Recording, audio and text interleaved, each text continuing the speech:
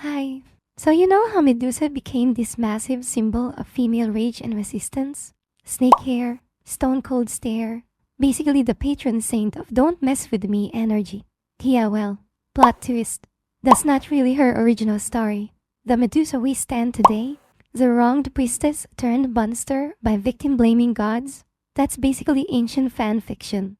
The OG Medusa was just born that way. No tragic backstory, no hashtag MeToo moment. Just straight up monster from day one. Come and join me, because we're about to dive into mythology's biggest glow down, or glow up, depending on how you look at it. Alright, let's start with the version that's got everyone's blood boiling. And honestly, for good reason. This comes from Ovid, who was basically the ancient world's master of let me make this myth way more problematic. So Medusa's this gorgeous priestess of Athena, right? Devoted, pure, probably had a really good skincare routine. She's just minding her business in Athena's temple when bam! Poseidon shows up. And this isn't a meet cute, people. This is assault. Poseidon literally forces himself on her in Athena's sacred temple. You'd think Athena would be like, oh hell no, not in my house, and go after her uncle, right? Wrong. Instead, she looks at traumatized Medusa and goes, this is your fault somehow. So she curses Medusa with a snake hair and the whole turning people to stone thing. Because apparently, victim blaming was invented way before Twitter existed. But here's where it gets interesting. Some modern interpretations say Athena actually gave Medusa power, not a curse. Like, hey girl, sorry about my creepy uncle. Here's the ability to literally petrify any man who looks at you wrong. Which honestly, kind of a serve. Now let's rewind to Hesiod, the guy who was writing this stuff way before Ovid decided to add all the trauma. In his version, Medusa's origin story is basically, she's a monster. That's it. That's the tweet. Medusa and her sisters, Stena and Eurytale, they're called the Gorgons, and they're born from primordial sea deities. No human-to-monster transformation, no tragic priestess backstory. They're just mythological creatures doing mythological creature things. And get this, in this version, Medusa and Poseidon are not victim and rapist. They're actually lovers. She willingly gets with the sea god and even has kids with him. Pegasus? Yeah, the flying horse? That's their baby. Along with some guy named Chrysaor, who honestly doesn't get enough screen time.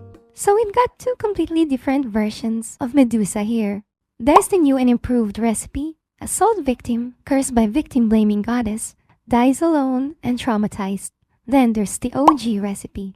Consensual, divine relationship, always been a monster, has kids, gets killed by Perseus. Now I went down a Reddit rabbit hole about this, because of course I did, and the takes are absolutely unhinged. In one particular thread, user Moonlogic says, but the earlier versions of Medusa is just a monster that gets killed. People build off Ovid because you can get some depth out of that. A monster with a tragic past really makes for a more interesting read. And No Purple 2350 replied, I don't mind all the different evolutions and versions of the story. This is what makes Greek mythology amazing and gives it staying power today. It's a great point, which is why I think it's best to have a good idea of the original telling instead of just embracing the romanticized versions. But as No Purple 2350 added, who is to say she wasn't presented in one of the unknowable amounts of lost works to history? We can continue discussing these different versions, but can we also recognize how Medusa literally had a flying horse for a kid? That's the real power move. Like, forget the symbolism for a second. Homegirl created Pegasus. That's Mother of the Year material right there. So here's the thing. Both versions tell us something different about how we process trauma, power, and female rage. The modern version gives us a Medusa we can relate to. Someone whose anger feels justified because we understand her pain. But original Medusa? She's just powerful. No explanation needed. No tragedy required.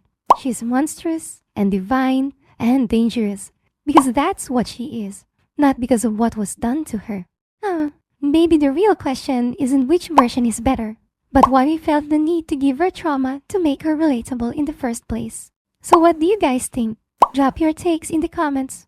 And try not to turn anyone to stone while you're debating. See you next time.